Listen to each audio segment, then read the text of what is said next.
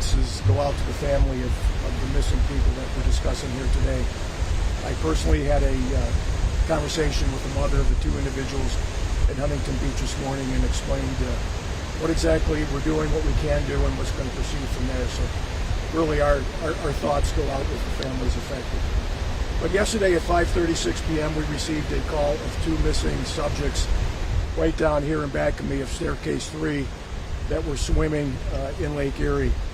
The male, 19 years of age, 22 years of age, were in water about waist deep when, according to the witness, they were pulled under in the water. They surfaced briefly, but then again went back under the water, and they had not surfaced. 911 calls were made. We responded. Coast Guard responded. Bay Village Police responded. Every effort was made possible to reclaim them, attempt some life-saving measures. The lake conditions, as you see now, are horrific. They were worse last night than what they are today. It should be known that a beach hazard warning was sent out. The lake was not favorable for swimming. Anybody that goes in those conditions obviously is putting themselves at risk. And these two individuals, for whatever reason, decided to go in, and now here we are. So again, that happened at 5:36, and then at 7:21 p.m., a 60-year-old male at the Edgewater Pier somehow, some way, left the pier and ended in the water. We still don't know exactly what transpired or what caused him to enter the water.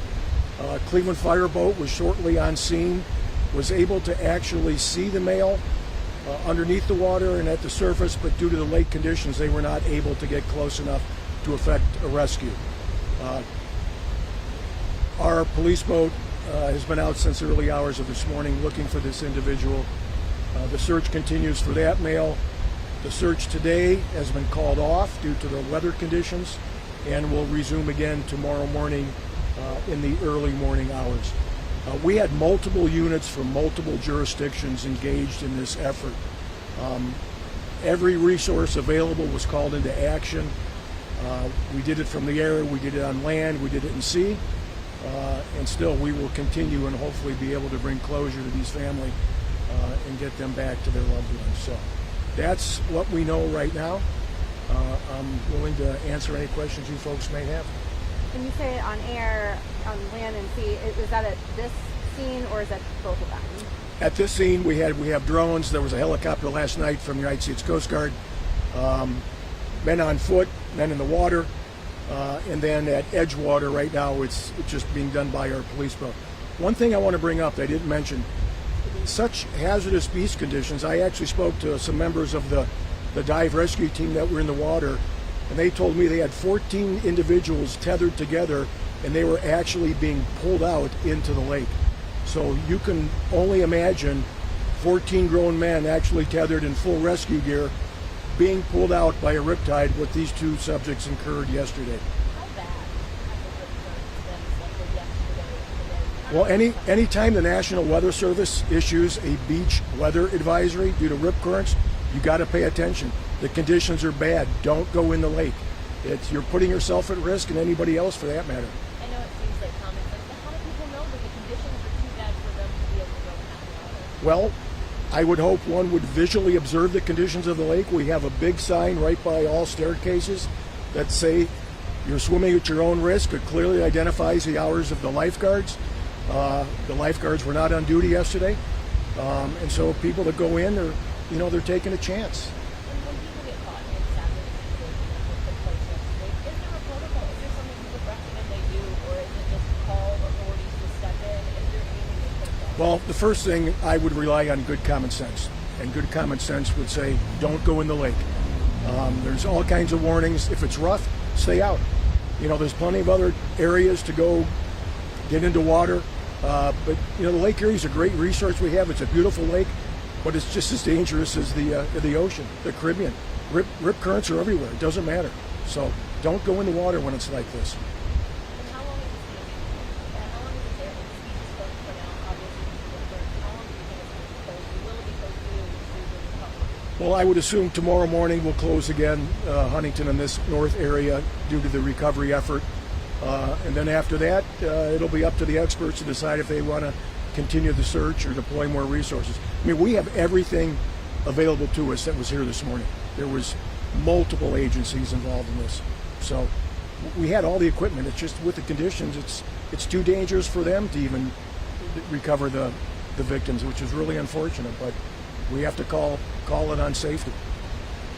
19-year-old. Any relationship? Were they friends? I believe they were members? related.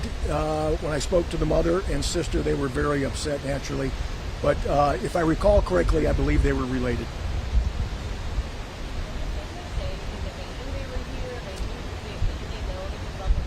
No, the family, I felt horrible. They told me they were from the Portage Lakes area, and I asked them, well, how did the boys get up here? They said they just loved Huntington Beach.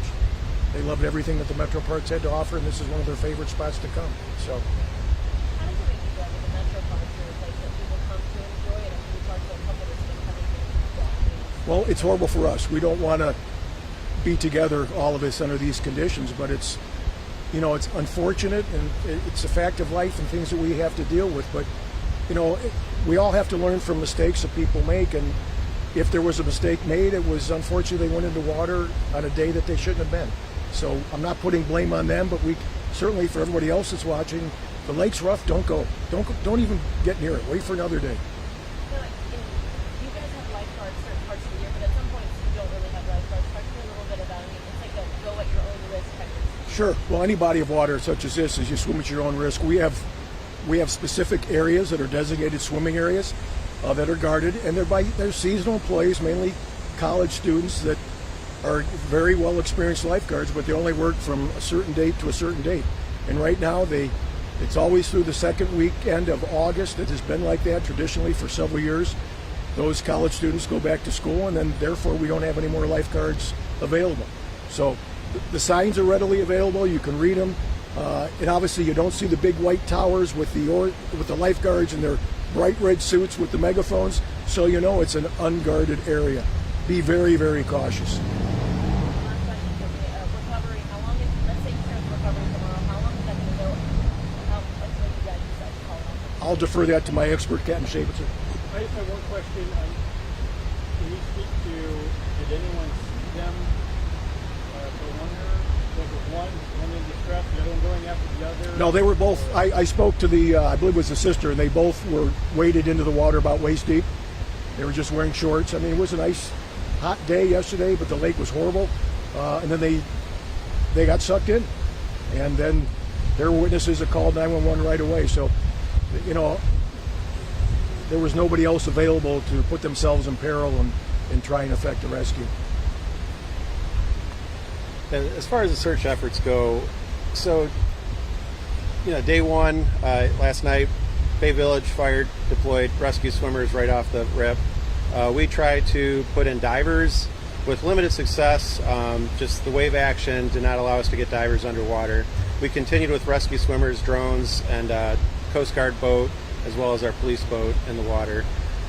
Today, we deployed line searches of people, swimmers walking through the water and those areas. We did have a little bit more success today diving. We checked a couple areas along piers that we wanted to, but again, because of the wave action, we were only able to check the west side. The east side was being hit by waves. So tomorrow the water does look a little bit more favorable. It's a south wind at 5 miles per hour. So we hope to again deploy divers tomorrow. And a big element is sonar. We have not been able to deploy sonar because of the wave actions. So tomorrow we will again have our boat out, as well as Ohio Department of Natural Resources boat out to deploy sonar. How far will we keep going? Tomorrow we'll know a little bit better how the day goes. We'll deploy divers again. We'll deploy the boat. We do have to take into account the rip current, and we'll look at some resources from the Coast Guard as far as drift analysis and go from there. Can you underscore for us, like, these victims were just in at their waist, which I think a lot of people would feel like would be safe. Can you underscore how dangerous this rip current is, that even if you're at your waist, I mean, there's no safe place in the water? Yeah, so it's a combination of both the waves pushing you as well as the undercurrents pulling you. So it's very easy to lose your footing and get pulled away, and then as the wave action happens, you just can't regain your footing. Excuse me. But something to note, as the chief mentioned, is our line search. So we had 14 men and women lined up, locked arm in arm, going east to west, and they still felt themselves, even locked arm to arm, getting pulled north further into the lake. So that's the best example I can get of how strong the rip currents were last night and both today as well. Can you say and spell your name for us? Sure, it's Captain Ken Schabitzer, Schabitzer.